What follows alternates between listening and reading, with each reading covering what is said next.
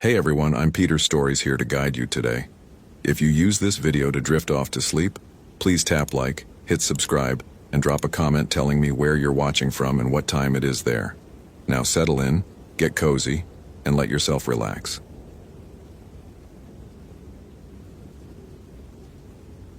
The ice-crusted ferry lurched against the dock at Rock Harbor, and Ethan Harper felt the familiar satisfaction of returning to Isle Royale in winter. Most people considered the park closed this time of year, abandoned to the wolves and the cold. But that's when the real work happened, February 2014, and he'd spent the last 6 winters conducting wildlife surveys in the park's frozen interior, tracking moose populations, wolf pack movements, and the delicate ecological balance that made this isolated wilderness a living laboratory. He was a scientist. That's what he told himself every morning. What he'd built his entire identity around. Rational, methodical. Everything had an explanation if you looked hard enough, gathered enough data, applied the right analytical framework. The universe operated on observable principles, and his job was simply to document them. Charlotte Webb had been his colleague for 3 years, and she shared his devotion to empirical truth. They'd spent countless hours in the park's research station, debating population models and laughing at the tourists who claimed to see mysterious lights in the forest or hear impossible sounds in the night. Pareidolia, they'd concluded. Pattern-seeking brains finding meaning in random data. The human mind's desperate need to impose narrative on chaos. She'd radioed in 4 days ago from her camp near Siskiwit Bay, her voice crackling through the static with characteristic precision. Moose kill site, she'd reported. Wolfpack behavior anomalous. Extending observation period. Standard protocol. They'd done it dozens of times.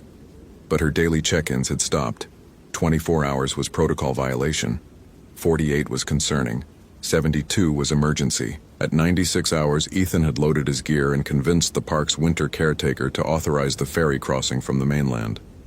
Now he stood on the dock, watching his breath crystallize in the -15-degree air, and told himself this was routine. Equipment failure, dead radio batteries.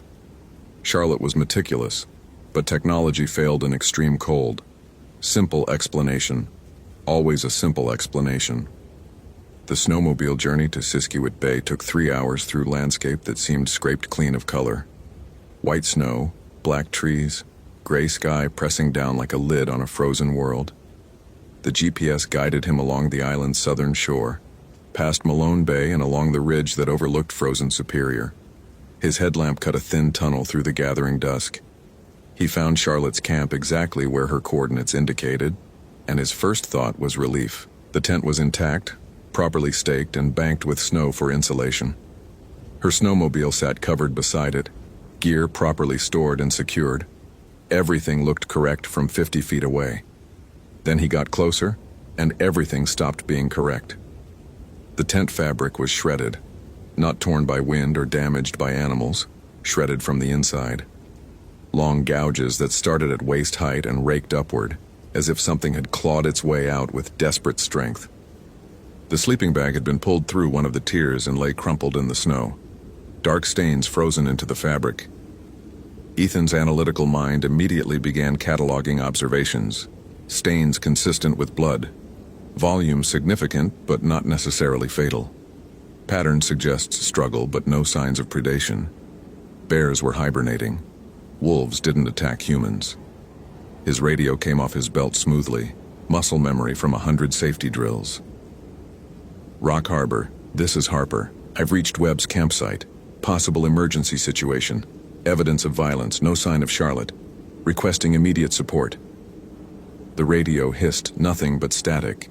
He adjusted the frequency, checked the battery, transmitted again. More static. Equipment failure, his mind supplied. Atmospheric conditions. Solar activity. There were explanations. He approached the tent slowly, calling Charlotte's name, some part of him still expecting her to emerge with a rational story about a moose blundering through camp or equipment malfunction. But the interior was chaos.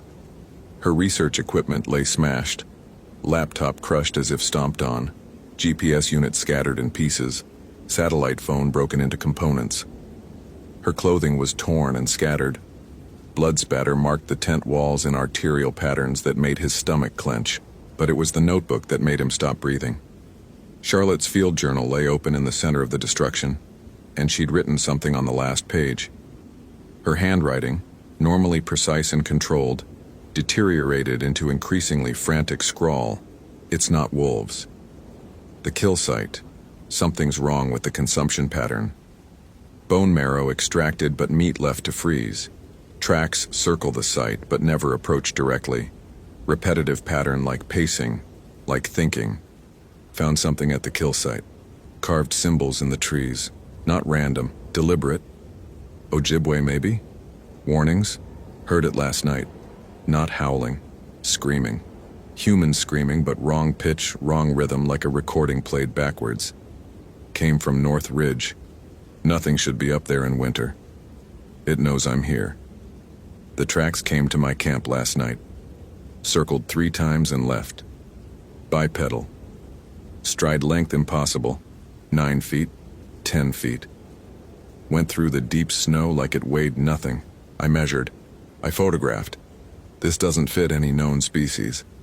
I can hear it breathing outside the tent. The final entry was just 2 words, written so hard the pen had torn through the paper. So hungry Ethan's hands were shaking, and he told himself it was the cold. He photographed every page with methodical precision, documenting everything like the scientist he was. Evidence, data. There would be explanations. He found Charlotte's camera in the wreckage, the SD card miraculously intact. His laptop was in his pack, and he booted it up despite the cold, fingers clumsy with thermal gloves. The images loaded slowly. The first photos were standard documentation. Moose carcass, partially consumed, wolf tracks in the surrounding snow. Normal. Expected. Then the images changed. Other tracks.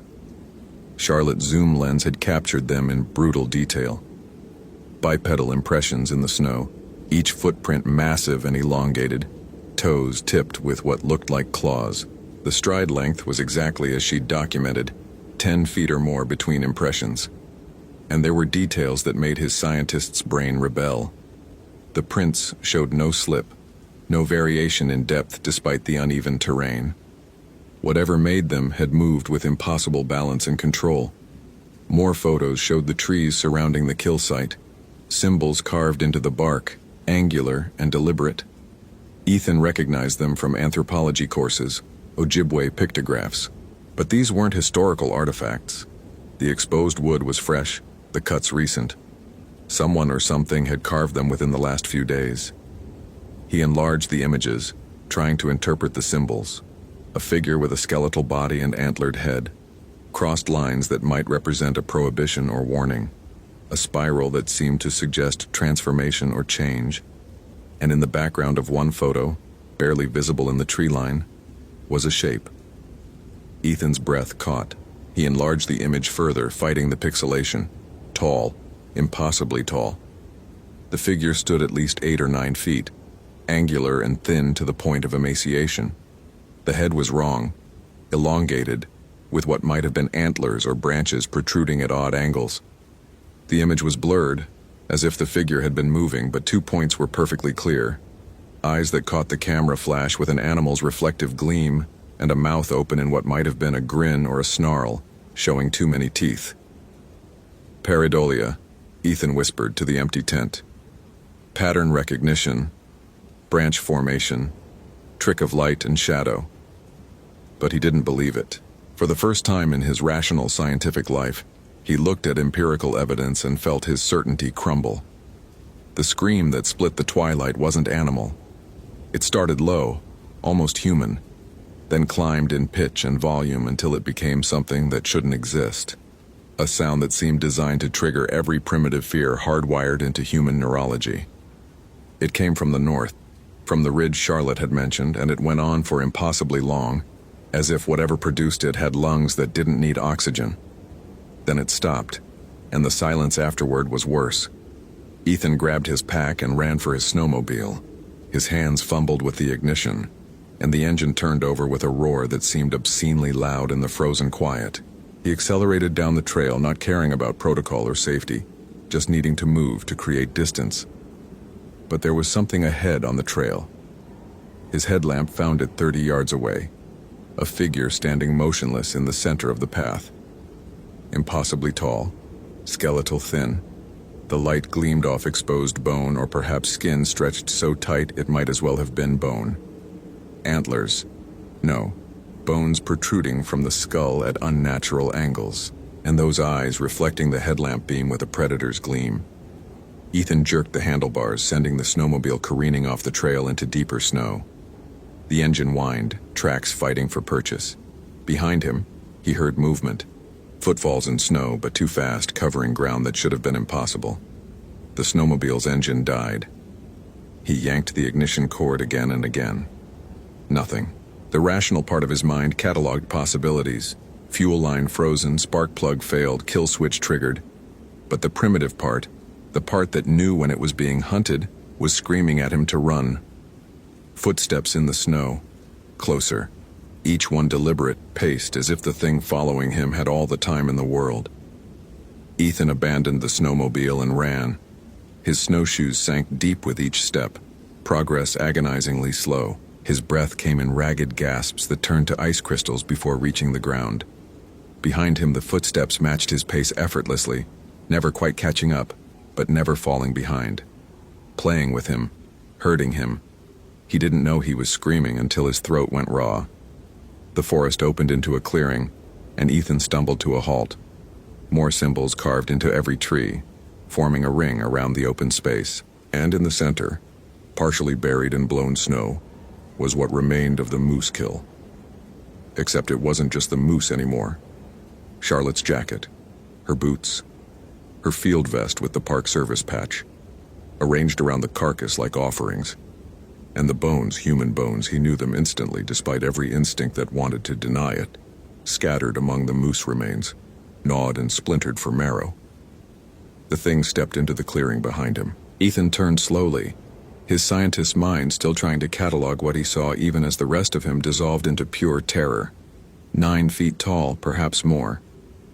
Skin the color of frozen corpses, pulled tight over bones that seemed elongated and wrong. The head was skull-like, sunken eyes that burned with an intelligence that was worse than animal hunger because it was aware, thinking, choosing. Antlers or bone protrusions twisted from the skull in asymmetrical patterns. The mouth hung open, revealing teeth that were human-shaped but too long, too sharp, filed or grown into predatory tools. And it was starving. That was somehow visible in every line of its impossible body. The desperate, eternal hunger that could never be satisfied no matter how much it consumed. It spoke. The sound that came from its throat was Charlotte's voice, but broken and reformed into something alien. Words in a language Ethan didn't know, guttural and ancient, but the meaning crashed into his mind anyway. So hungry, always hungry, feed. The hunger become the hunger, join the hunger. Charlotte, Ethan heard himself whisper, and some part of the thing's face shifted in what might have been recognition or mockery. His radio crackled to life. Through the static came a voice, his own voice, but distorted. Rock Harbor, this is Harper. Everything's fine. Webb and I are extending our research period. We'll radio again in 1 week. The thing hadn't moved its mouth, it was simply broadcasting using his voice, ensuring no one would come looking. Ethan's legs gave out. He sat down hard in the snow, staring up at the creature, at Charlotte or what Charlotte had become, and felt his rational worldview shatter completely. This wasn't a known predator. This wasn't explainable. The symbols on the trees were warnings left by people who'd encountered this before, who'd tried to contain it, and they'd failed because you couldn't contain hunger that never ended. The Wendigo, his anthropology courses came back to him with awful clarity. The Algonquian curse of famine and cannibalism, the transformation that happened when hunger drove humans to consume human flesh, the eternal craving that could never be satisfied, only grow stronger with each victim. Not mythology, not legend. Real. "I'm sorry," he said, and he wasn't sure if he was talking to Charlotte or himself or the universe that had just proven itself larger and darker than his science could measure. The thing took a step closer, and Ethan saw his death in its movements. slow, inevitable, patient. It would feed, and the feeding would transform him or simply end him. And either way, the hunger would continue. Maybe forever. Maybe until the world itself froze over. But somewhere in the back of his analytical mind, a thought formed. The symbols on the trees. Warnings, yes, but also bindings. Spiritual containment. The Ojibwe hadn't just fled from this thing. They'd fought it with their own understanding of reality, a framework that didn't rely on scientific materialism. His pack was at his feet. Inside was his emergency flare gun, loaded with a phosphorus charge hot enough to melt steel. Fire, sacred in almost every tradition, the purifying element. The Wendigo lunged. Ethan pulled the flare gun and fired point blank into the creature's chest. The phosphorus round ignited with a white-hot fury that turned night into noon. The Wendigo's scream was all frequencies at once, Charlotte's voice and animal howls and the sound of ice cracking under pressure. It staggered backward, flames spreading across its emaciated body with impossible speed, as if its very flesh was fuel waiting to ignite. Ethan scrambled backward, shielding his eyes from the glare. The creature thrashed and burned, but it wasn't dying. It was transforming. The flesh peeled away to reveal something underneath, something that might have been pure hunger given form. And for a moment, Ethan saw into the heart of it, an endless void that consumed and could never be filled. Then the flames found something vital, and the Wendigo collapsed. The fire burned hotter, fueled by things Ethan's science couldn't name, until there was nothing left but ash and the acrid smell of burning meat. The silence that followed felt like the moment after a nightmare ends, when you're not quite sure if you're awake. Ethan sat in the snow watching the embers and felt something fundamental break inside him. His rational worldview hadn't just been challenged, it had been obliterated. The universe was wider and stranger and more terrifying than he'd ever imagined. There were things that existed outside the frameworks of science, patterns that couldn't be measured or quantified. Charlotte was gone, not missing, not dead in a way he could explain to her family or document in a report, transformed and then destroyed, her suffering unimaginable. He made it back to his snowmobile on legs that barely worked. The engine started on the first try now, as if whatever had been interfering was gone. The radio worked. Rock Harbor responded immediately to his emergency call, concerned about the long silence. He told them Charlotte was dead. Animal attack. He'd found remains. He needed immediate extraction. He didn't tell them the truth. Who would believe it? His own mind kept trying to recontextualize what he'd seen. Hypothermia-induced hallucination, psychological break, exposure trauma. But his camera held images of the symbols. His radio had recordings of sounds that shouldn't exist. Charlotte's notebook documented her transformation from scientist to victim to something else entirely. The ferry ride back to the mainland took 3 hours. Ethan spent it staring at the frozen lake, remembering the look in those burning eyes. Recognition. Intelligence. Hunger that could never end because it had become the thing's entire existence, its purpose and identity and curse, all at once. He thought about the Ojibwe warnings carved into trees. How many times had this happened before? How many people had encountered the Wendigo and either died or, worse, became it? A cycle of hunger feeding on itself, generation after generation, in the frozen places where desperation and starvation blurred the line between human and monster. The mainland was civilization, warmth, rationality. But Ethan knew he'd left part of himself on Isle Royale, in that clearing surrounded by warning symbols. The part that believed the universe was comprehensible and safe and bound by rules he could understand. He resigned from the Park Service 3 weeks later, couldn't explain why to his colleagues, who wanted to help him process the tragedy of losing Charlotte. He moved to Phoenix, as far from winter and forests as he could get, found work teaching high school biology, where the universe was small and manageable and confined to textbook certainty. But on February nights when the temperature dropped and the wind howled with a particular pitch, Ethan would wake from dreams of being hunted. And he'd lie there in the dark, listening to his own breathing, and wonder if the hunger was something that could be transferred. If maybe in that moment of looking into the Wendigo's eyes something had recognized him back. The rational part of his mind said it was trauma, PTSD, the normal psychological aftermath of witnessing horror, but the part that had been fundamentally changed on Isle Royale, the part that now knew the universe contained spaces where science's light didn't reach, that part wondered if maybe he'd survived, not because he'd destroyed the creature, but because it had chosen to let him go.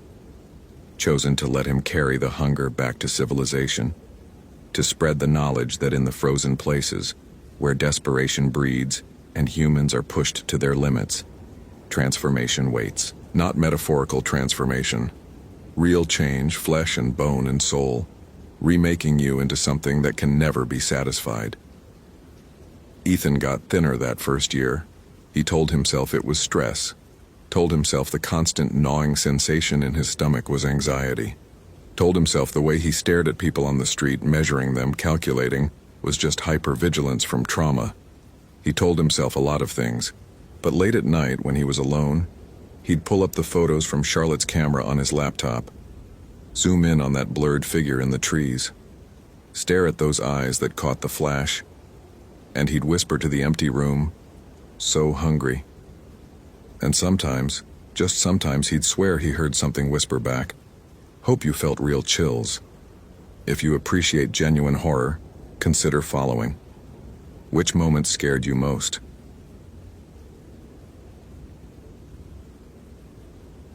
The snowmobile's engine died with a mechanical cough that echoed through the frozen wilderness like a death rattle.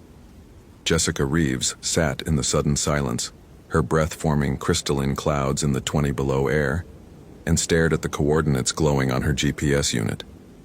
This was it. The last known location of Brandon Chen's emergency beacon before it went dark 3 days ago. She'd known Brandon for 6 years. They'd worked together at the National Park Service's Search and Recovery Division, pulling lost hikers out of slot canyons in Utah, tracking confused elderly wanderers through the Smokies, coordinating rescue operations across a dozen states. Brandon was methodical, experienced, careful to the point of paranoia. He carried 3 forms of communication, checked in every 4 hours without fail, and treated wilderness protocol like gospel. The fact that he'd simply vanished, that his beacon had transmitted for exactly 47 minutes before going silent, that his last radio call had been nothing but static and what might have been breathing, violated everything Jessica understood about her partner. That's what she told herself as she killed the snowmobile's lights and stepped into the blue-white twilight of the Minnesota wilderness. That this was simply another recovery operation. That her analytical mind would find the logical explanation everyone else had missed. That the churning unease in her stomach was just concern for a colleague, nothing more. The Forest Service had already sent 2 search teams. Both had returned empty-handed, their reports frustratingly vague. Unusual conditions, the first team leader had written. Tracking difficulties due to weather anomalies. The second team had been even less helpful. Recommend postponing search until spring thaw. Jessica had read between the lines, seen what they hadn't written.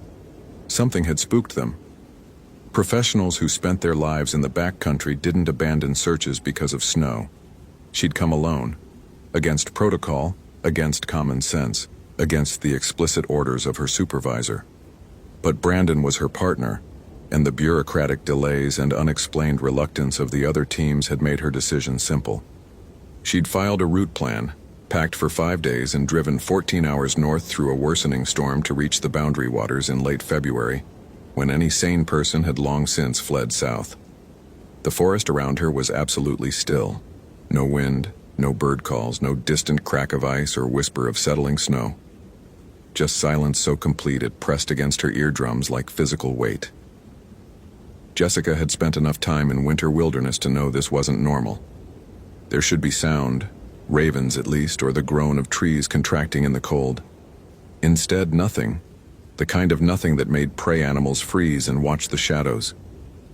She pushed the thought away and focused on the evidence. Brandon's last coordinates placed him approximately 200 yards northeast, near the shore of a small unnamed lake the locals called Windigu Zagaigan. The Forest Service maps used a different name, Carter Lake, but Jessica had learned enough Ojibwe during her years working Minnesota to recognize the translation, Wendigo Lake. She'd assumed it was just another piece of colorful regional folklore, the kind of name that accumulated around remote places. Every wilderness had its ghost stories. The snow was deep, over 3 feet in places, and her snowshoes sank with each step. The sky above was that peculiar shade of gray that meant more snow coming, the air so cold her nose hairs froze with each breath. She'd dressed in layers, thermal base, fleece mid-layer, insulated parka, but the cold still found ways through, creeping along her spine like searching fingers. She found the first marker 30 yards from where she'd left the snowmobile, a strip of orange flagging tape tied to a birch branch, exactly the kind Brandon would have used to mark his trail. Jessica felt a flutter of relief, evidence of methodical thinking, of her partner following protocol. She photographed it with her camera, noted the GPS coordinates, and continued northeast. The forest grew denser. White pine and black spruce crowded close, their branches heavy with snow, creating a claustrophobic tunnel effect. Jessica's headlamp beam seemed to die just feet ahead of her, swallowed by the oppressive darkness between the trees. She found 3 more markers, each one drawing her deeper into the forest, and tried not to think about fairy tales, about breadcrumbs and trails that led to gingerbread houses, about how in those stories the markers were never meant to lead anyone home. The 4th marker was wrong. Jessica stood in front of the birch tree, her analytical mind cataloging the wrongness even as her hindbrain screamed at her to turn around. The orange tape was there, tied at the correct height, but the knot was backwards. Brandon was left-handed. He tied knots in a distinctive way, always had. This knot was right-handed, and there was something else. Dark stains on the tape, brown against the orange. Old blood, she thought, then immediately questioned the assessment. Could be tree sap, could be dirt, could be anything. She touched the tape with her gloved hand, and it crumbled. The fabric was degraded, friable, as if it had hung here for years rather than days. That wasn't possible. Brandon had been out here for less than a week.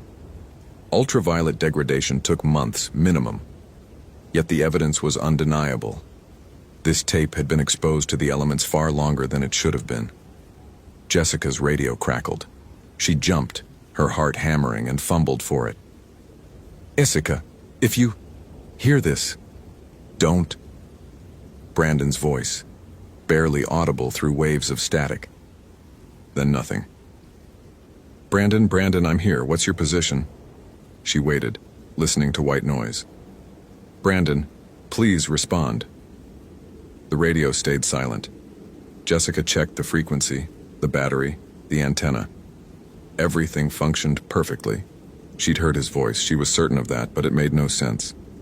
Brandon's radio had been dead for 3 days. The batteries would have died, unless he'd found shelter, conserved power. But then why not use the emergency beacon? Why not maintain regular contact? Because he can't, a voice whispered in her mind. Because something won't let him. She shoved the thought away and continued following the markers. The terrain began to slope downward, and through the trees ahead she caught glimpses of white, the frozen surface of the lake. Almost there, she'd find Brandon's camp, find some logical explanation for all of this, and they'd both laugh about it over beers once they got back to civilization. The camp was exactly where the coordinates indicated, set back from the lakeshore in a small clearing. Jessica's relief lasted approximately 3 seconds, the time it took her eyes to register what she was seeing. Brandon's tent was shredded, not collapsed from snow weight, not damaged by wind, but torn open. The technical fabric ripped into ribbons that hung from the poles like rotted flags. His gear was scattered across the clearing, sleeping bag pulled apart with methodical violence, food containers crushed and empty, equipment smashed and half buried in the snow. It looked like a bear attack, except it was February in Minnesota, and every bear for 500 miles was deep in hibernation. Jessica moved through the debris, her headlamp picking out details. Brandon's satellite phone, screen shattered, his GPS unit, crushed as if by massive force, his backup radio, torn from its case.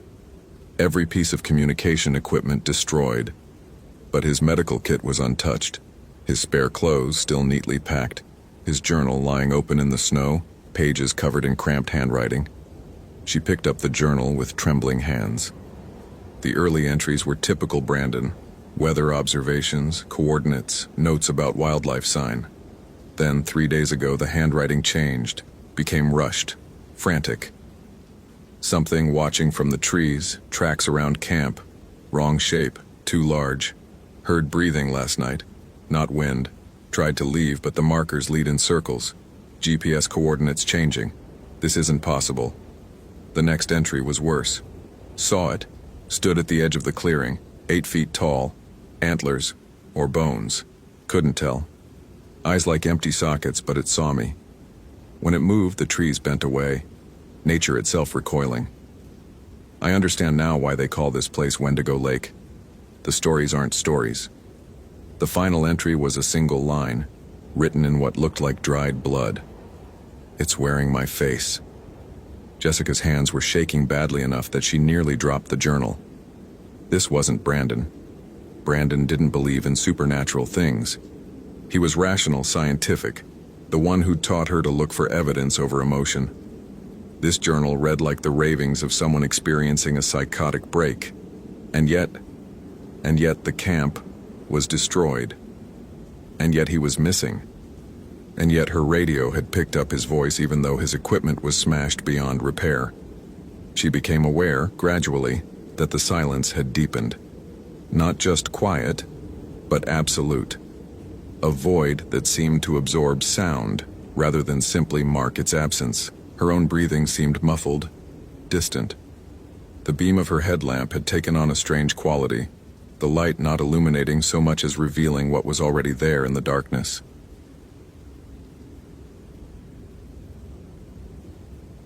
Liam Cooper had explained away 23 disappearances in his 14 years with the National Park Service. Each case had a rational explanation: hypothermia, wildlife attacks, falls into ravines, simple human error compounded by panic. He'd published papers on the subject, appeared on a Discovery Channel documentary about missing persons in national parks, and earned a reputation as the man who could demystify any wilderness tragedy.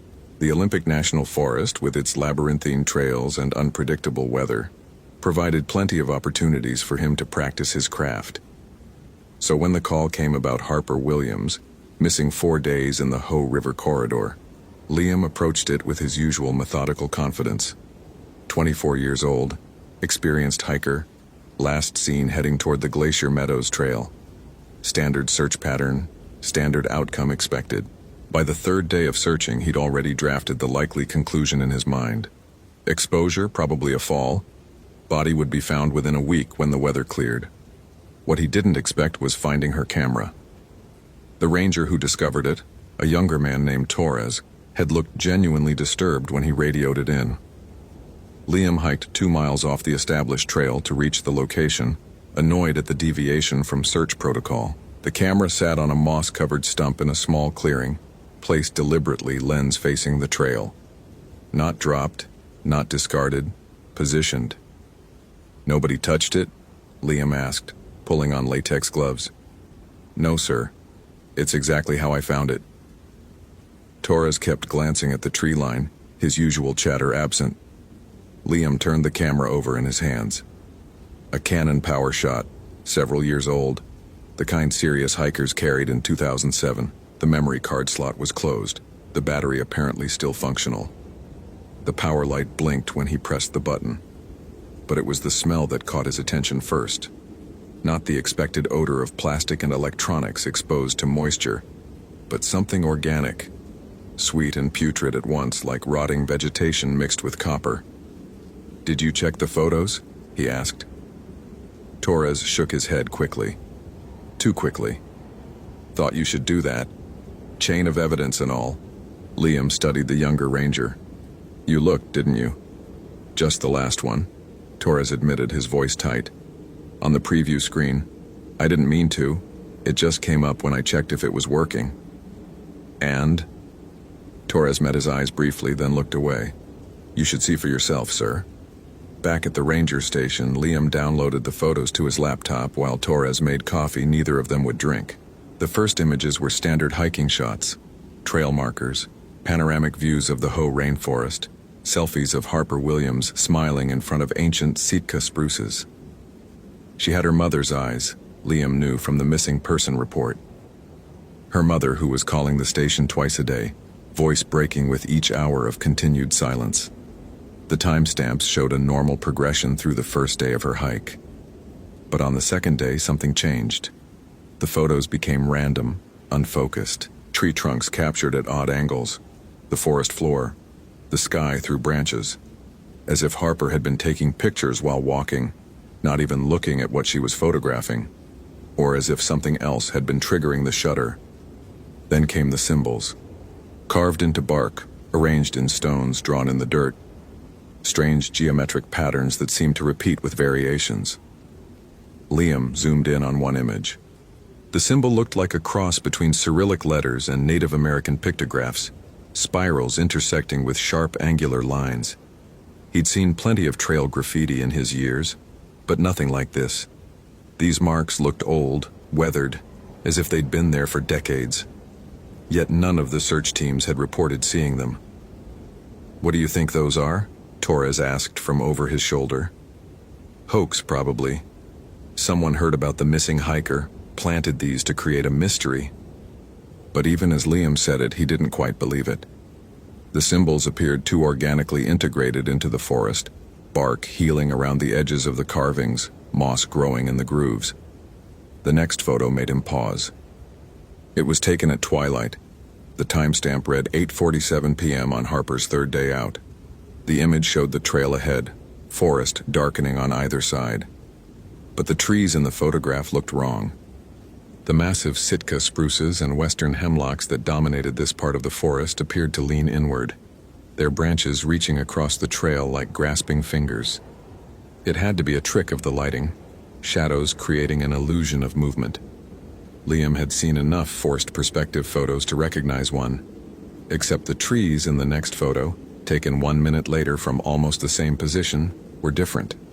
The branches had moved. The trunks had shifted. The trail itself seemed narrower, more enclosed.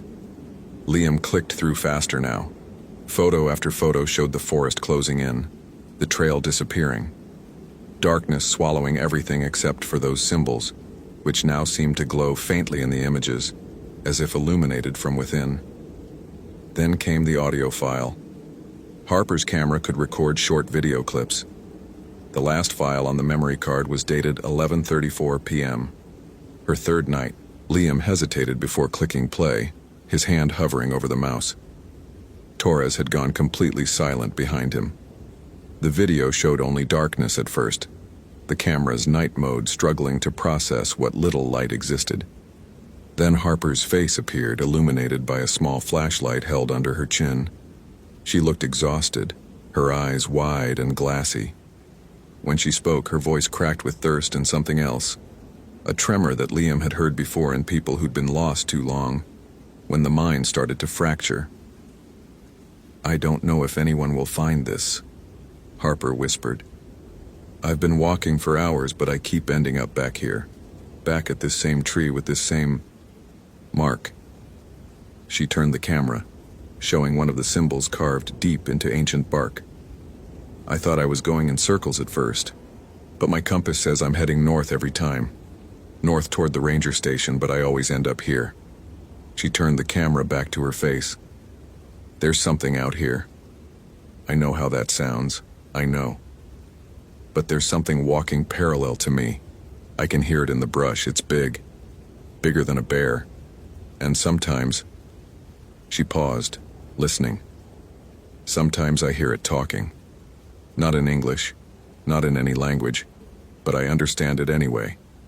It says this is its place. It says I violated something, took something that wasn't mine." Harper's flashlight flickered. She tapped it against her palm, and when the light steadied, Liam saw something in the background of the video. Behind Harper, perhaps 50 feet back, two pale shapes hovered in the darkness. They looked like eyes. Enormous eyes reflecting the flashlight beam like an animal's, but positioned impossibly high off the ground. "It says the forest remembers," Harper continued, apparently unaware of what the camera had captured behind her. "Every tree that was cut without permission, Every plant taken without offering, every animal killed without respect. It remembers, and it demands. The video cut off.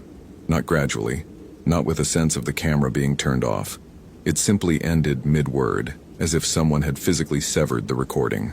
Liam replayed the last 3 seconds 5 times, freezing on the frame that showed those eyes most clearly. They weren't eyes at all, he realized. They were knots in the wood of 2 trees, positioned at roughly 7 feet high, catching the light in a way that created the illusion of reflection. Had to be. "We need to expand the search to this area," he said, his voice steady despite the crawling sensation on the back of his neck. She was disoriented, possibly hypothermic. The hallucinations are consistent with advanced exposure. "Sir," Torres said quietly, "those symbols. I've seen them before." Liam turned in his chair. "Where?" "There's a section in the archives. Old reports from the 70s and 80s, back when there was that incident with the missing logging crew." Torres pulled out his phone, scrolling through photos. "I was doing research for a project last year and I came across these documents. Look." The image on Torres's phone showed a faded report from 1978. A logging operation near the Solduke River had lost an entire crew. 7 men who'd gone into a section of old-growth forest and never returned. The search had lasted 3 weeks. They'd found the equipment but no bodies. And everywhere in that section of forest, carved into virtually every tree, were the same symbols now appearing in Harper Williams's photos. "The investigation concluded equipment failure and animal predation," Torres said. "But one of the search and rescue people wrote an unofficial report, said the forest in that area felt wrong, said the trees were arranged in patterns that shouldn't be possible naturally, said they all heard something walking alongside them in the brush, pacing them, but whenever they tried to look directly at it, there was nothing there." Liam closed the laptop with more force than necessary. "Coincidence. People get disoriented in dense forests, their minds fill in gaps with patterns that aren't really there. It's basic psychology." "What about the symbols, though? Harper couldn't have known about the logging crew incident. It's not in any public records. She could have seen historical graffiti, old trail markers, or she carved them herself during a psychotic break." Even as Liam spoke, he was calculating distances and timelines in his head. The logging incident had occurred nearly 40 miles from Harper's last known position. There was no reasonable way she could have traveled that far off trail in her condition. That night, Liam couldn't sleep. He lay in his small apartment above the ranger station, listening to the rain hammer the roof, and thought about Harper Williams' voice on that video.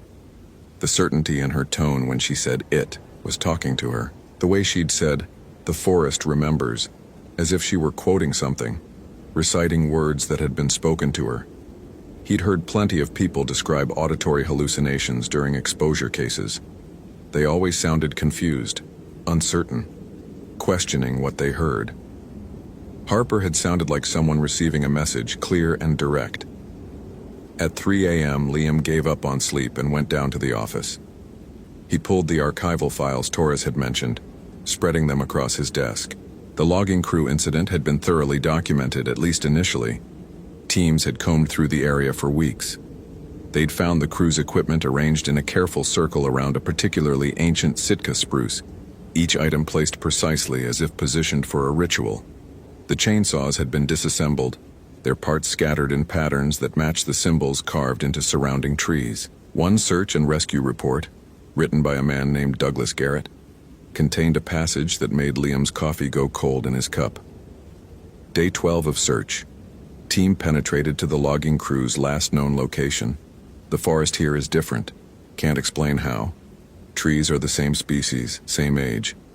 But they're positioned in ways that shouldn't occur naturally.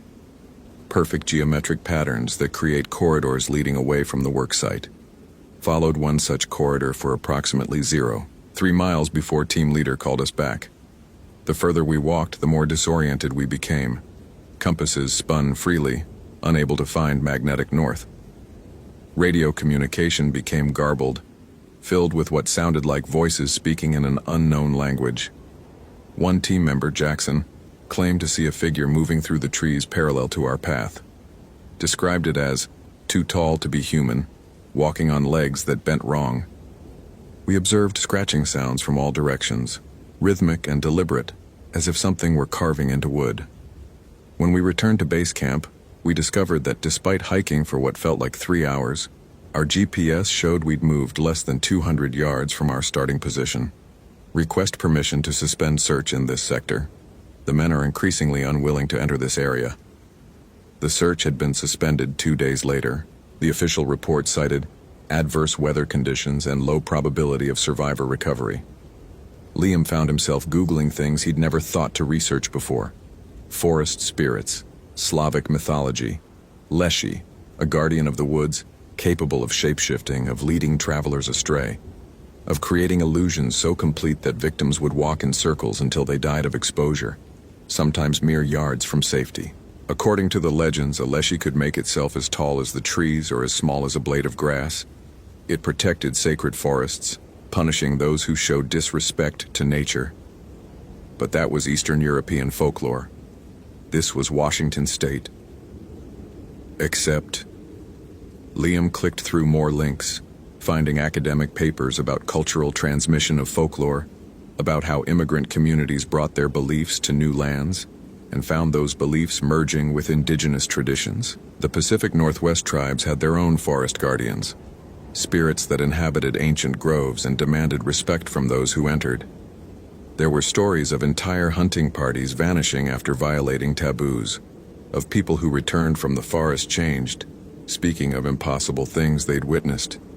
He was chasing shadows, Liam told himself, letting Torres's superstition and a creepy video infect his rationality. Harper Williams was out there, probably hypothermic, definitely disoriented, possibly injured.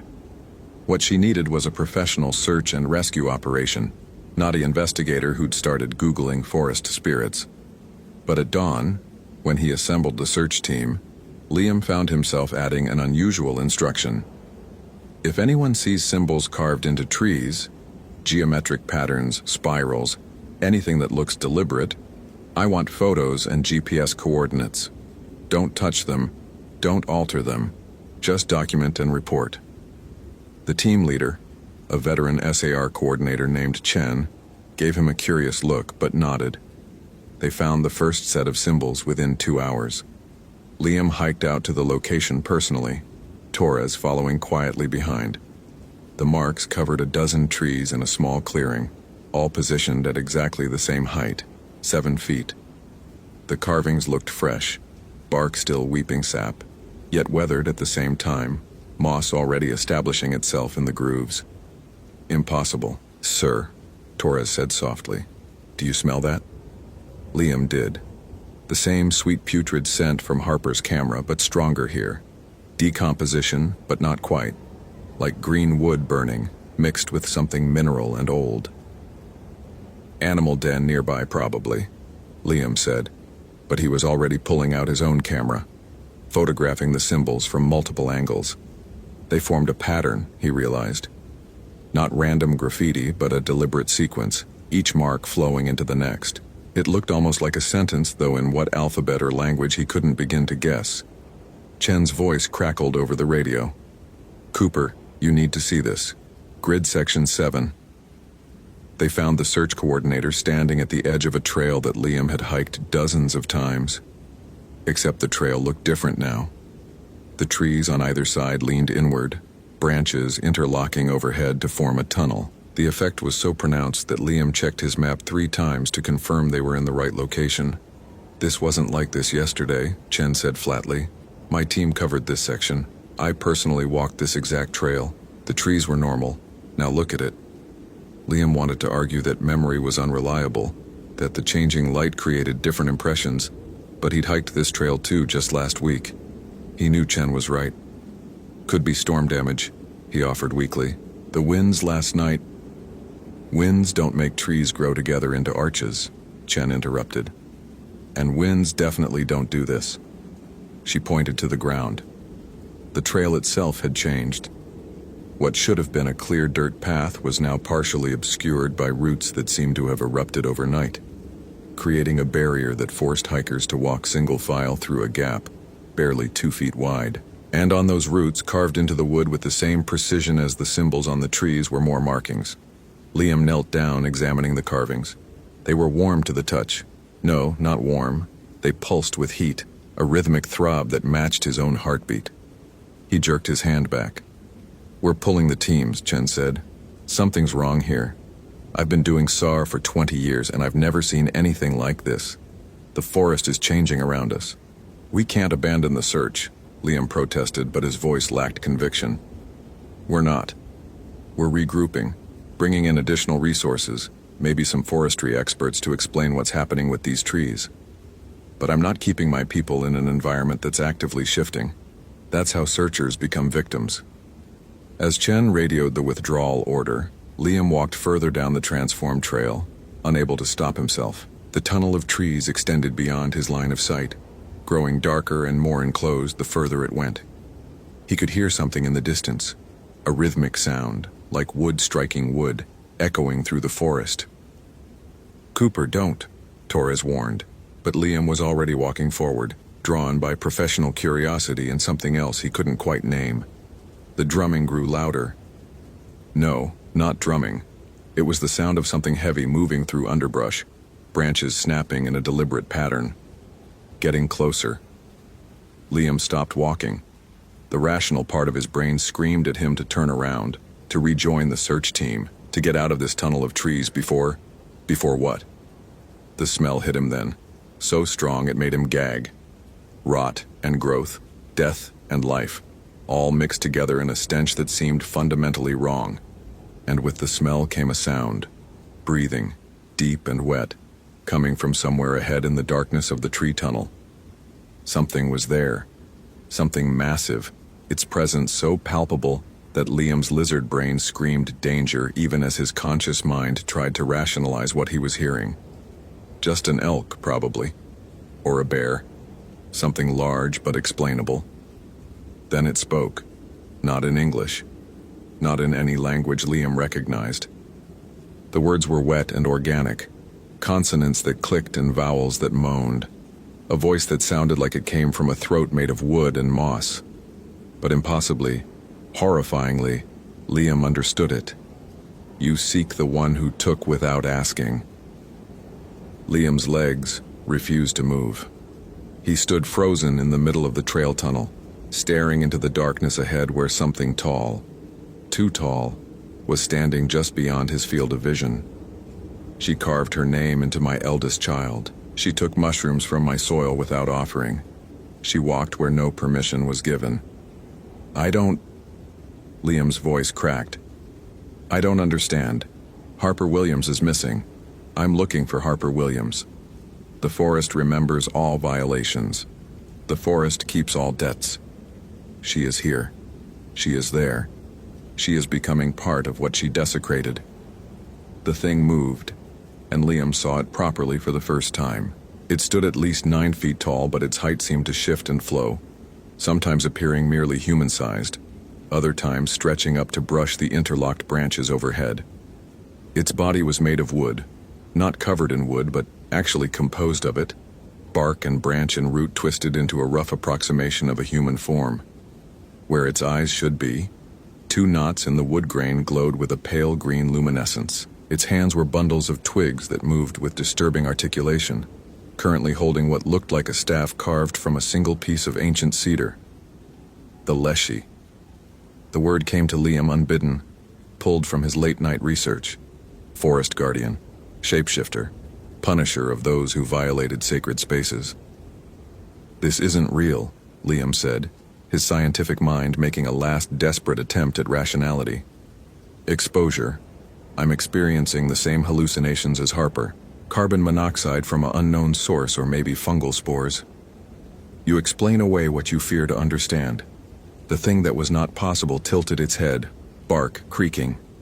Like the ones who came with machines of cutting. Like all who enter without respect.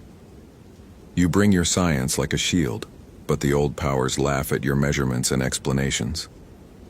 It took a step closer, and Liam saw that it left no footprints. Instead, where it walked, mushrooms erupted from the soil, growing impossibly fast, spreading in circles that matched the patterns carved into the trees. "Where is she?" Liam heard himself ask. "Where is Harper Williams?" "Everywhere." The leshy gestured with its twig fingers toward the trees. She became lost, and so she was woven into that which she violated. "Look closely at my children, scientist. See what happens to those who take without asking." Liam looked at the nearest tree, and massive Sitka spruce that had to be 300 years old. Its bark seemed to ripple in his vision, patterns resolving into something that made his gorge rise. There, in the wood grain, partially obscured by moss but unmistakable once you saw it, the outline of a human face, mouth open in a silent scream, and another face, higher up, and another, twisted into the living wood, preserved and trapped and aware. He could see eyes in the bark, still moving, still seeing. "Oh, Jesus," Liam whispered, stumbling backward. "Oh, Jesus Christ. Your cross God has no power here." The leshy's voice held something that might have been amusement. "Only the old laws apply. The laws of root and branch, of offering and exchange, of respect and punishment." "Please," Liam said, hating himself for begging but unable to stop. "Please, she didn't know. She didn't understand." Ignorance does not erase violation. The tree still bears the scar. The mushrooms still remember their theft. The trail still holds the imprint of unauthorized feet. The creature took another step closer, and Liam could smell the forest rot emanating from it, could see smaller things moving in the gaps of its wooden body, beetles and millipedes and things that had no names. "But you I have watched for years, scientist. You who explains away the inexplicable. You who brings comfort with your false truths. What do you want?" The question came out as barely a whisper, a choice. The leshy raised one twig hand, and suddenly there were two trails before Liam where moments ago there had been only one. The left path led back toward the ranger station, toward safety and sanity and everything he'd built his career upon. The right path led deeper into the tree tunnel, toward darkness and that wet breathing sound, and those faces in the bark. "Walk away, return to your station, write your report. Harper Williams died of exposure, her body never recovered, another tragedy in the wilderness. Continue your life of comfortable rationality, or walk forward, find her, perhaps even save her if you can pay the price that she could not. But if you enter deeper into my domain, you enter under my laws, and those laws demand respect, demand offering, demand understanding that you are not the apex here, that your science is not the ultimate truth. Can you do that, scientist? Can you humble yourself before what you cannot measure?" Liam looked at both paths. The left was lit by normal forest light, trees normal distances apart, moss and ferns growing in expected patterns. Rational, safe. Everything he'd believed in for 38 years. The right was madness, trees that moved, spirits that walked, reality that bent and twisted according to rules older than human comprehension. He thought of Harper Williams' mother, calling twice a day, voice breaking with each hour. He thought of those faces in the bark, aware and trapped and suffering. He thought of his career, his reputation, his sanity. He thought of Torres finding his camera, weeks from now, with photos that couldn't be explained and a final video of him saying impossible things about the forest remembering. Liam stepped onto the right path.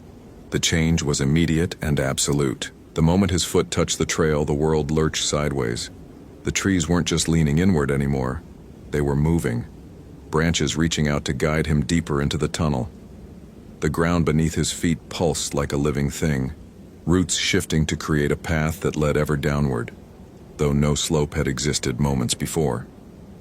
Behind him, he heard Chen's voice on his radio, tinny and faint. "Cooper, respond. Cooper, what's your position?" Then static, then silence. "Good," the leshy said, its voice now coming from everywhere and nowhere, emanating from the trees themselves. "You have chosen understanding over ignorance, but understanding comes with a price. Every step deeper requires an offering, Every truth revealed demands something in return. What kind of offering? Liam asked, though he suspected he didn't want the answer. The first offering is easy. Your certainty. Leave it at the threshold. Liam felt something pulling at his mind, extracting not a memory but a foundational belief. The comfortable certainty that had driven his career, the absolute faith that everything had a rational explanation, that science could quantify all phenomena, that the material world was all that existed. It was being ripped away, leaving a hollow ache in its place. He wanted to resist, to cling to his rationality, but he found he couldn't, not while standing in a tunnel of trees that were demonstrably alive and aware, not while walking deeper into a forest that bent the laws of physics, not while negotiating with a creature from Eastern European folklore in the heart of the Pacific Northwest. His certainty crumbled, and with it went the last of his skepticism. The path opened up into a clearing that couldn't exist. Dozens of trees formed a perfect circle, their branches interwoven overhead to create a cathedral ceiling of living wood. And in the center of the clearing, surrounded by those geometric symbols carved into the earth itself, was Harper Williams. She was alive. Barely. Harper sat with her back against the central tree, a spruce so massive and ancient it made the other giants seem like saplings. Her arms and legs were partially merged with the bark, roots growing up from the soil to wrap around her limbs like living restraints. Her eyes were open but unfocused, and when she saw Liam, no recognition flickered in them. "Harper!" Liam ran forward, but stopped when the Leshy materialized directly in front of him, blocking his path. "She lives because I allow it," the spirit said. "She feeds the tree because she took from the forest. A fair exchange by the old laws." "This isn't fair, this is..." Liam struggled for words. "This is evil." Evil is a human word. The forest knows only balance. She took without asking. She carved without permission. She walked without respect. Now she gives back what she stole, and more besides. Her nutrients feed the tree. Her breath enriches the air. Her heat warms the soil. In time, she will be fully integrated, another face in the bark, another set of eyes that watch over this place. Liam looked at Harper more closely and saw the truth of it. Her skin had taken on a bark-like texture in places, and small mushrooms grew from her hair, from her shoulders. The transformation was slow but inevitable. "You said I could save her," Liam said. "You said if I paid the price..." "If you can pay the price," the Leshy corrected. "The question is whether you will." "What price?" The spirit gestured to the trees around the clearing, and Liam saw them now. More faces in the bark, dozens of them, maybe hundreds. All the people who'd gone missing over the years. All the loggers and hikers and hunters who'd violated the sacred spaces without knowing, or worse, without caring. An exchange, the Leshy said simply. A life for a life. You take her place, feed the tree with your substance, and she goes free. That is the law of equivalent exchange. That is the only price I will accept. Liam's scientific mind, what remained of it, calculated odds and outcomes. If he refused, Harper died slowly over weeks, maybe months, as she was absorbed into the tree. If he agreed, he died the same way, but Harper lived. But there was a third option, wasn't there? Always was in these situations. He could fight. He could try to free Harper by force, drag her away from this clearing, get her back to civilization and medical treatment. As if reading his thoughts, the Leshy laughed, a sound like wind through dead branches. "You think you can take from me by force? You who could not even take your certainty without my permission? Try if you wish. It will cost you everything and save nothing. The roots are already through her lungs, scientist. If you pull her away, she drowns in her own blood within minutes." "There has to be another way," Liam said desperately. "Some other offering, some other price. There is no negotiation with nature. There is only acceptance or rejection. Choose." Liam looked at Harper Williams, at her glassy eyes and bark-textured skin, and the small mushrooms blooming from her flesh. He thought about her mother's voice on the phone, breaking with each call. He thought about the faces in the bark all around them, aware and trapped forever. He thought about his career, his reputation, his apartment above the ranger station, his certainty, already taken, his life, carefully constructed over 38 years. All of it weighed against one terrified hiker who'd taken some mushrooms and carved her name into a tree. The rational calculation was simple. He should refuse. One life saved wasn't worth one life lost. From a utilitarian standpoint, it was a zero-sum exchange. But Liam wasn't rational anymore. That offering had already been taken. "Do it," he heard himself say. "Take me instead. You accept the exchange freely?" "Yes. You understand there is no reversal, no rescue. You will become part of this forest until the tree itself dies, which may be centuries hence." "I understand." "Then approach the tree, scientist who was, and know that your sacrifice is recognized, your respect is acknowledged, your offering is accepted." Liam walked forward slowly, each step feeling like a mile. As he approached the central tree, he felt roots stirring beneath his feet, felt the bark becoming warm and almost welcoming. Harper's eyes focused suddenly, awareness returning to them, and she tried to speak, but only a small moan emerged. "It's okay," Liam told her softly. "Someone's got to explain this one rationally, right? Might as well be me." He placed his hands on the tree bark, and the roots surged upward with shocking speed. They wrapped around his ankles, his calves, growing into his flesh with surprising gentleness. The pain was intense but distant, as if happening to someone else's body. As the roots climbed higher, binding him to the ancient spruce, Liam felt the roots releasing Harper. The bark peeled away from her skin. The mushrooms fell from her hair. The tree that had been absorbing her turned its attention fully to him instead. Harper collapsed forward, gasping, her throat working as she tried to scream or speak or simply breathe. The Leshy walked to her, its wooden form towering over her prone body. "Go," it said simply. "Walk the path that opens for you. Return to your people. Tell them nothing or tell them everything. They will believe or they will not. But remember this. The forest watches. The forest remembers. And now, the forest has its keeper." A trail appeared in the circle of trees, glowing faintly with foxfire, leading away from the clearing. Harper crawled toward it at first, then managed to stand on shaking legs. She looked back at Liam once, her eyes full of comprehension and horror and terrible gratitude. Then she ran. Liam watched her disappear down the trail, and then the roots reached his chest, growing through his ribs with a sensation like being slowly filled with cold water. He could feel the tree now, its vast consciousness awakening to his presence, welcoming him into its wood and fiber.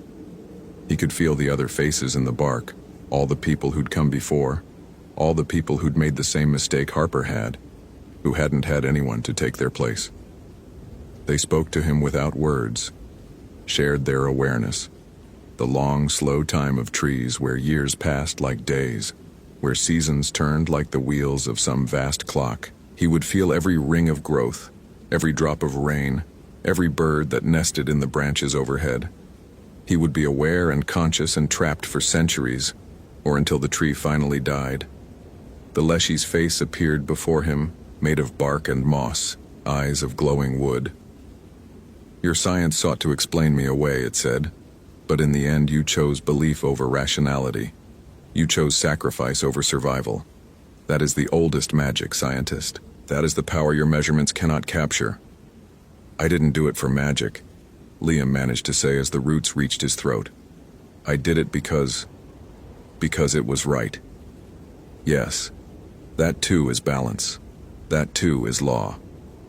The roots covered Liam's mouth, his nose, growing into his lungs with a rush that felt like drowning and breathing at the same time. His vision blurred, then cleared, but it was different now. He saw from every angle at once, from every face in every tree in the clearing. He saw Harper stumbling out of the forest hours later, falling into Chen's arms, unable to speak, unable to explain. He saw the search teams combing the area for his body, never finding it. He saw Torres standing in the clearing, staring directly at the central tree, at the new face that had appeared in the bark. Torres's lips moved, saying, "I'm sorry," before he turned away. Seasons passed.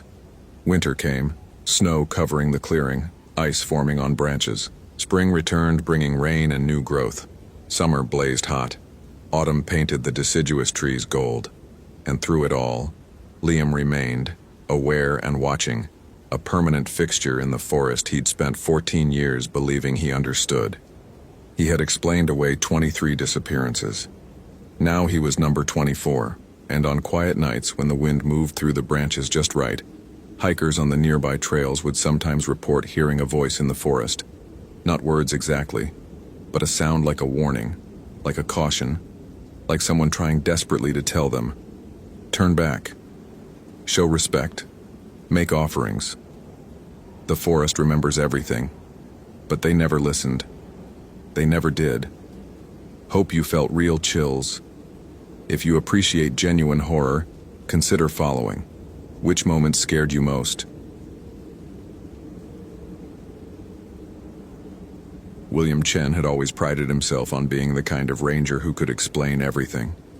15 years in Olympic National Park had taught him that mysterious disappearances usually involved poor planning, twisted ankles, and embarrassed hikers who'd wandered off trail. Strange sounds in the forest were always owls, or elk, or wind through the ancient cedars. Unexplained phenomena had explanations. You just had to look hard enough. That certainty died on October 23, 2009, when Emily Volkov stopped responding to her radio. The morning had started unremarkably. William had been processing permits at the Ho Rainforest Station when Emily checked in at 6:47 a.m., her voice crackling through the static. Heading up the Bogachil Trail to check those erosion markers. Weather's perfect. Should be back by 1400. Copy that, William had replied, already thinking about the paperwork waiting on his desk. Stay safe out there, Em. Those were the last words he'd say to her. By 3:30 p.m., when Emily's truck still sat alone in the trailhead parking lot, William felt the first whisper of unease. Emily was never late. She was meticulous, almost obsessive about protocols, a trait she'd inherited from her grandfather, who'd emigrated from somewhere in Russia she never talked about much. William had always assumed it was Soviet trauma, the way she'd change the subject whenever he asked. He tried her radio, static. Her cell phone went straight to voicemail, which meant nothing up there. Coverage was non-existent past mile marker 3. Still, procedure was procedure. William logged the situation, grabbed his emergency pack, and headed up the Bogachil Trail as the afternoon light turned honey gold through the canopy. The Olympic temperate rainforest was one of the most primordial places left in the lower 48 states. Sitka spruce and western hemlock rose like cathedral pillars, some over 300 feet tall, their trunks wider than William's Ranger truck. Moss draped everything in shades of emerald and jade, and the air itself felt thick, weighted with moisture and the smell of decomposition. That sweet, rich rot of centuries of fallen timber returning to earth. William had walked these trails 1,000 times. He knew every switchback, every landmark. But as he moved deeper into the forest, something felt different. Wrong. The light, maybe. It seemed to come from odd angles, filtering through the canopy in ways that made distances hard to judge. Or the silence, too complete, too sudden. The usual soundscape of chittering squirrels and distant woodpeckers had vanished, replaced by a cottony quiet that made his own breathing sound obscenely loud. At mile marker 4, he found Emily's day pack. It sat in the middle of the trail, carefully placed, not dropped. William's pulse kicked up as he knelt beside it. No signs of struggle, no torn fabric or scattered contents. The pack was simply there, zipped closed, as if Emily had set it down intending to return. Inside, her water bottle half full, granola bars, first aid kit, GPS unit still powered on. William activated the GPS and felt his stomach clench. According to the device, Emily had been moving in circles for hours. The track log showed a bizarre spiral pattern centered about a quarter mile northeast of the trail, deep in old growth where no marked paths existed. The loops grew tighter and tighter until they ended abruptly at 11:33 a.m., Over 4 hours ago. That's impossible, William muttered, studying the screen. Emily knew these woods. She wouldn't get lost, and she certainly wouldn't walk in circles for hours without realizing it. He keyed his radio. Base, this is Ranger Chen. I've located Emily's equipment at mile marker 4 Bogachil Trail. GPS data is anomalous. I'm proceeding northeast to last known coordinates. The response was barely audible through waves of static. Copy, Chen. Weather, deteriorating. Return before. Then nothing. The radio died completely, not even static. William checked the battery, full charge. He smacked it against his palm. Dead. The rational part of his brain, the part that had guided him through a decade and a half of wilderness work, cataloged possible explanations.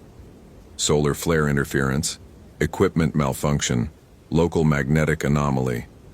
All unlikely, but not impossible. The other part of his brain, the ancient hindbrain that still remembered when humans were prey, whispered, "Run." William ignored it and pushed into the undergrowth. The forest changed as he left the trail. The trees grew closer together, their bark blackened with age, their roots twisting across the ground like arthritic fingers.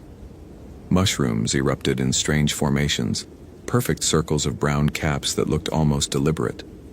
Fairy rings, people called them. William had always dismissed the folklore. 15 minutes in, he found the first carving. It was cut deep into the bark of a massive cedar, about 8 feet off the ground. Not recent, the wood had aged, darkened, but the symbol was unmistakable. Cyrillic letters forming words William couldn't read, surrounding a crude figure that might have been human or might have been tree. Branching limbs extended from its head like antlers, or roots, or both. William took a photo with his digital camera, though he had no idea what it meant. Emily had mentioned her family was Russian Orthodox. Maybe some kind of religious marker, but why here in the middle of nowhere? He found 3 more carvings as he navigated toward Emily's last GPS position. Each one similar, each one old, decades old by the look of the weathered wood. The symbols were accompanied by offerings that had long since rotted away. Metal cups rusted to lace, fragments of cloth bleached colorless by time, animal bones arranged in patterns William's rational mind refused to interpret as intentional. The light was failing when he heard her voice. "William?" His head snapped up. "Emily, Emily, where are you? William, help me. I'm lost." The voice came from ahead, thin and distant. William crashed through the undergrowth, relief flooding through him. "Keep talking, I'm coming." "William, I can't find the trail. Everything looks the same." He ran toward the sound, branches whipping his face. The forest seemed to press in around him, the trees leaning at angles that made his inner ear scream. He stumbled over roots that seemed to shift underfoot. "Emily, keep talking." "William." The voice was right ahead now, just beyond a massive deadfall. "William, I'm so cold." He scrambled over the fallen log and stopped. Nothing. No one. Just more trees, more moss, more mushroom circles growing in impossible perfection. "Emily?" His voice cracked. Behind him, impossibly behind him now, though he'd just heard it ahead, came her voice again. "William, why did you leave me?" He spun. Empty forest. "This isn't funny, Em." The words came out harsher than he'd intended, tinged with fear he didn't want to acknowledge. "If you can hear me, stay put, I'll find you." Laughter drifted through the trees. Not Emily's laugh. Something else. Something that made his skin crawl, that hit frequencies human vocal cords shouldn't produce. William fumbled for his compass. The needle spun lazily, refusing to settle. He checked his GPS. No signal. His radio remained dead. The sun was setting, and he suddenly had no idea which direction was out. "Okay," he said aloud, forcing his voice steady. "Okay, think logically. The moss grows on the north side of trees. The drainage patterns run west toward the coast. I don't need instruments. I can navigate by natural signs." But when he looked, the moss grew everywhere, coating all sides of the trunks equally. The ground seemed perfectly level, revealing no drainage slope. Even the fading light came from all directions at once, diffuse and directionless. I'm walking in circles, he realized. Just like Emily. The thought unlocked something cold in his chest. William had studied search and rescue cases where experienced hikers got disoriented, where some cognitive glitch made them unable to walk straight, but he'd never experienced it himself. He knew these woods. He knew. William. Emily's voice again, but different now. Flatter, like a recording played back. William, come find me. I'm at the old place, where the roots grow deep. What old place? He shouted. Emily, I don't understand. Come to the circle, William. Come to the circle. And then he saw them. The trees ahead formed a perfect clearing, maybe 50 feet across, but it wasn't natural. William could see where smaller trees had been uprooted, their root balls torn from the earth and dragged away. In the center of the clearing stood 7 ancient cedars, arranged in a heptagon, their trunks carved with the same Cyrillic symbols he'd seen earlier. Between the trees, offerings, recent ones.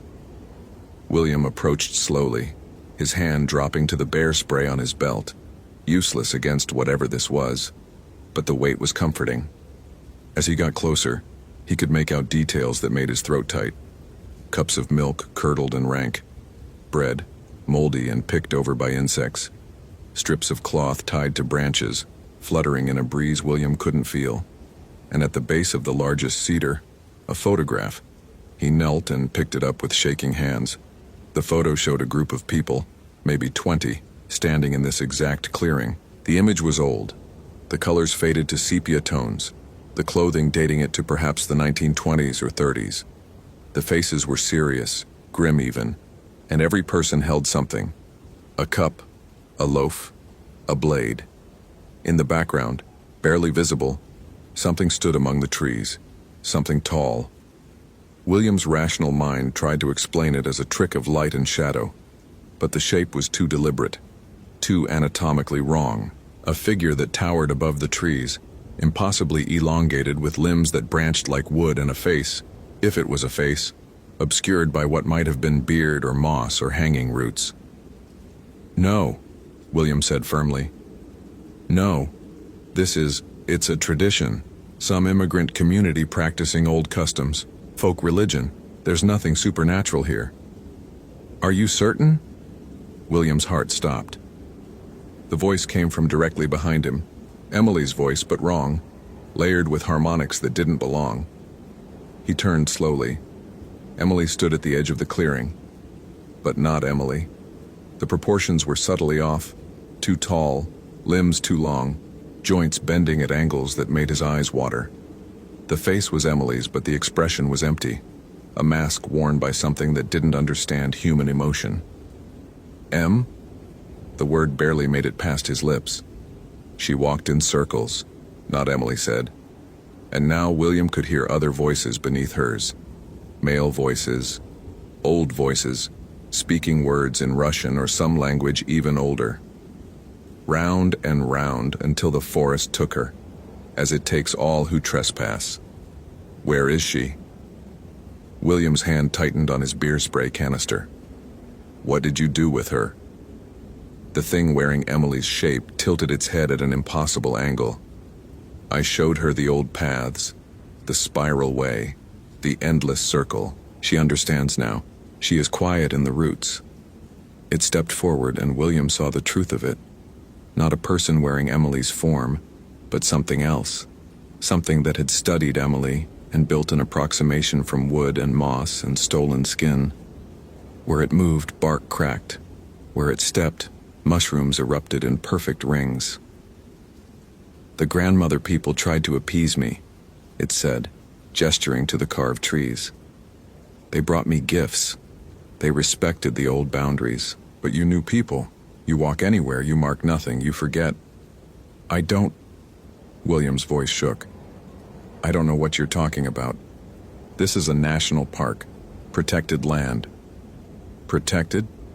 The thing laughed, and Emily's voice shattered into 1,000 wooden creaking sounds. This was mine when your kind lived in caves. Mine when the great ice covered the earth. Mine when the first tree pushed up from stone. It grew as it spoke. Or William shrank. Or the proportions of the clearing changed, reality bending like light through water. The thing that had been Emily-shaped now towered, its head brushing the canopy, its limbs extending into branches that seemed to merge with the surrounding cedars.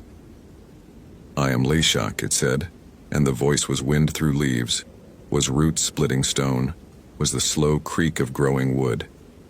"I am the forest lord, and you have violated my domain." William's rational mind, his scientific training, his 15 years of explaining away mysteries, all of it crumbled like rotten wood.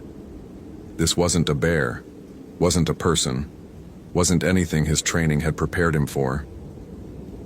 "Please," he heard himself say. "Please, I just want to find my friend." "Your friend feeds the mycelium now," Leshak said. "Her bones are wrapped in roots. She walked the spiral path until she forgot which way was out, and then she simply stopped. As you will stop, little ranger." The trees around the clearing began to move, their roots sliding across the ground like serpents, closing off any escape. William backed toward the center, his mind screaming at him to run while his body understood the futility. "Wait!" he fumbled in his pack. "The offerings. The old people left offerings. I have." He pulled out his canteen, a granola bar, his ranger badge. Pathetic compared to the ceremony in the photograph, but maybe. Leshak's laughter was the sound of branches breaking in a storm. "You bring me tin and processed wheat? You wear a badge that claims dominion over what you do not own?"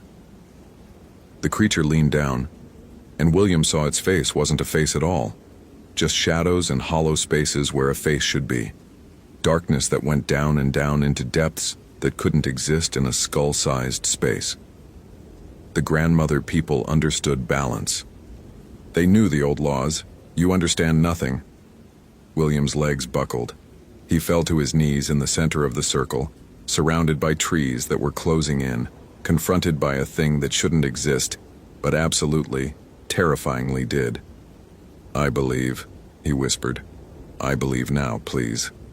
I believe." "Belief changes nothing," Leshak said. "The forest takes what it will take."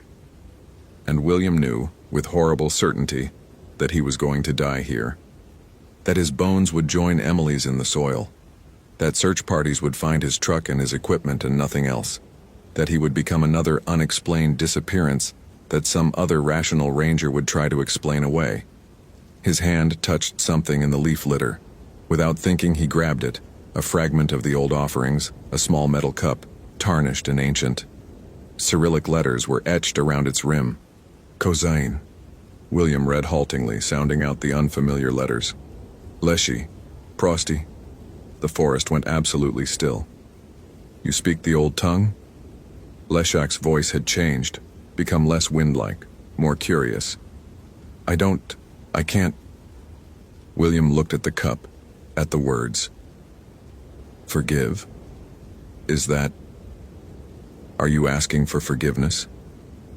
"They asked for mine," the creature said softly. "The grandmother people. When they cut wood, when they gathered food, when they walked my paths, they asked permission. They showed respect." William's mind raced. The Russian immigrants. Emily's grandfather's people. They'd come from places where these traditions still held power, where the forest was still alive with old gods and older spirits. They'd known.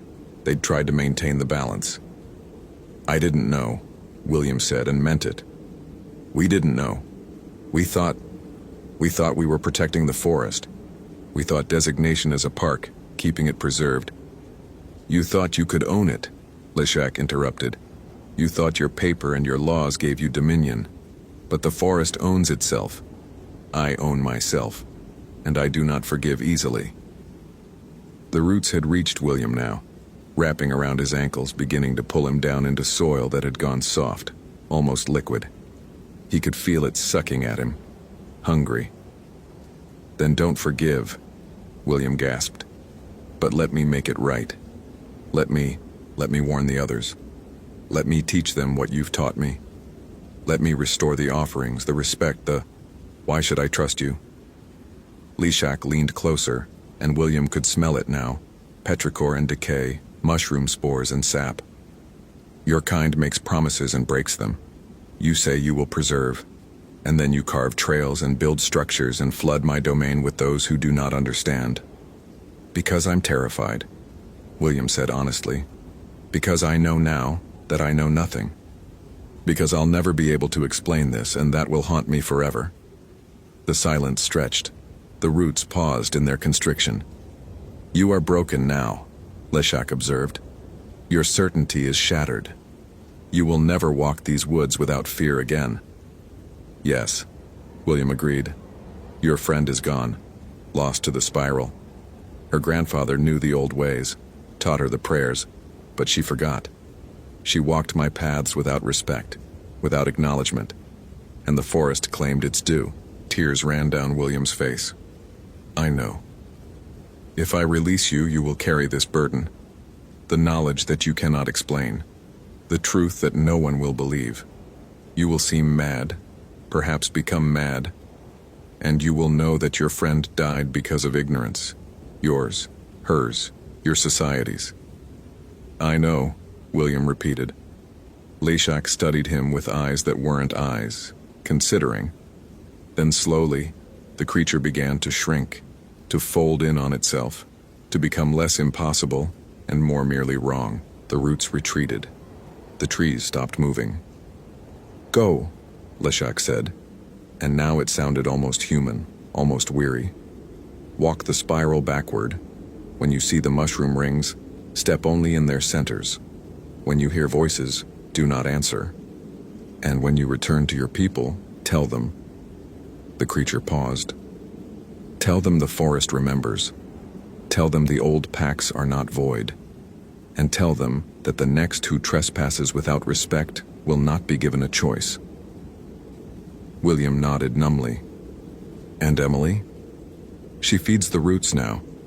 In spring, white flowers will bloom where she rests. Trillium ovatum, I believe you call them. Your friend loved those flowers. It was true.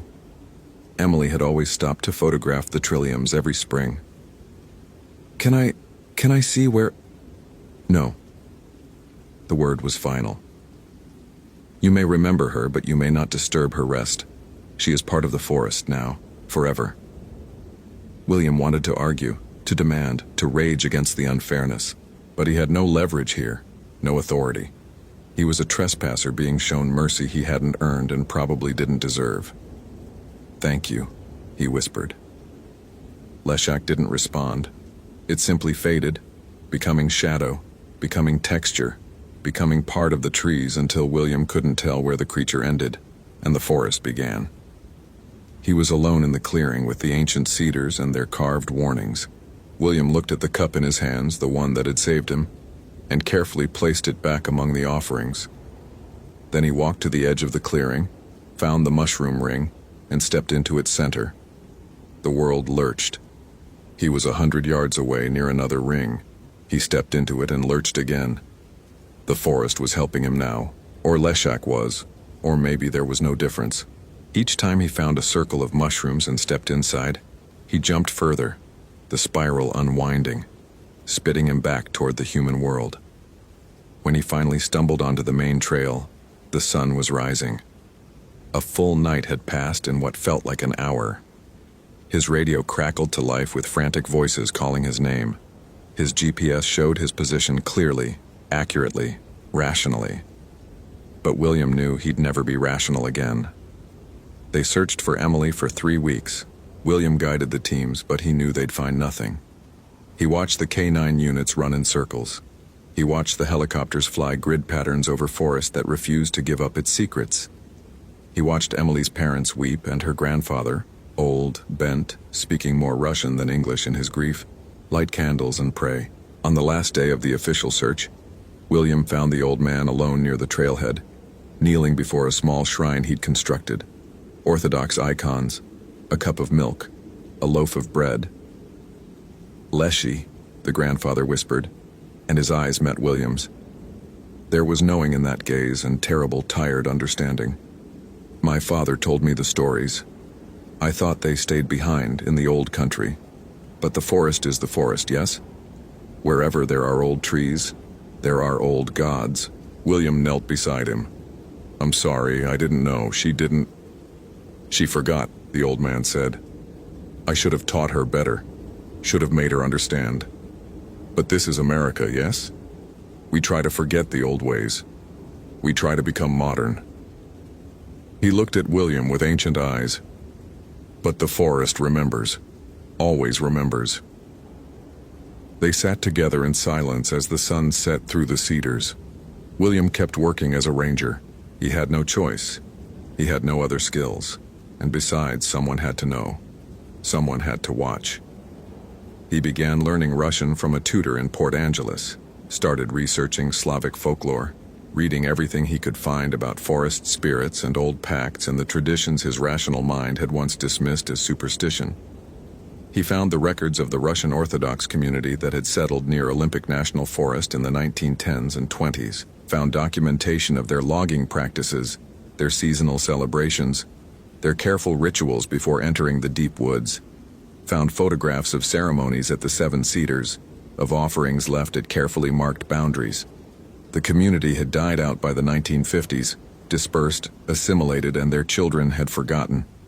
The Park Service had purchased the land, preserved it, protected it, but without understanding what that protection required, William tried to explain to his superiors, tried to suggest that perhaps some areas should be truly off-limits, that perhaps the old logging boundaries marked something important, that perhaps traditional ecological knowledge from immigrant communities should be respected. They smiled and nodded and assigned him to a desk job when his stress became too obvious.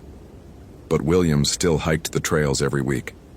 Still left offerings at the Seven Cedars, nothing official, just personal acts, milk and bread and respectful silence. He warned hikers about staying on trail, about not disturbing old markers, about respecting the forest. Most thought he was eccentric. Some thought he was crazy. And every spring, he returned to the clearing, walking the spiral path carefully, stepping only in mushroom circles, and found the white trilliums blooming in a perfect circle where no trilliums had grown before. He sat with them for hours, talking to Emily, apologizing, remembering. Once, just once, he heard her voice on the wind. It's okay, Will, I understand now, I'm home. He wanted to believe it was real. He wanted to believe it was just his grief. He had no idea which would be worse.